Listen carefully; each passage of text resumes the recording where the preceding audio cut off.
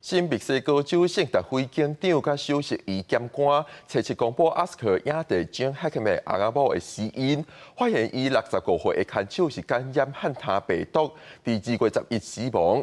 7天了后，95岁的 Gene Hackman 因为心脏病过往。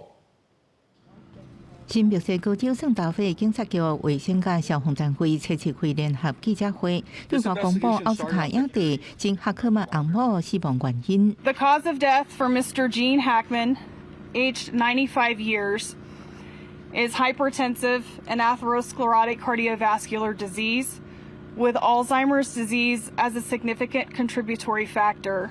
医检官指出，95岁有阿兹海默症，慢性高血压的哈克曼差不多是伫2月18因为心脏病死亡。厝内唯一的照顾者哈克曼的更亲家太太65岁被刺芳川，是感染罕见的汉他病毒死亡。死亡时间是2月11，比哈克曼早1礼拜。The question was he aware that Ms. Hackman had died? And I think that question's difficult to answer, but I can tell you that he was in an advanced state of Alzheimer's, and it's quite possible that he was not aware that she was deceased.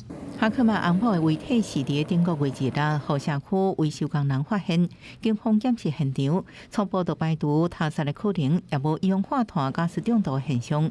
公共卫生官员伫记者会指出，汉他病毒感染是真罕见，新墨西哥州50年来有136例，42%感染者死亡。这病主要是透过猎体类动物、排泄物或者是喙瘰来传播。哈克曼翁某的社区建筑是有出现猎体类动物活动的现象，不过厝内风险比认为是较低。公视新闻王慧文报道。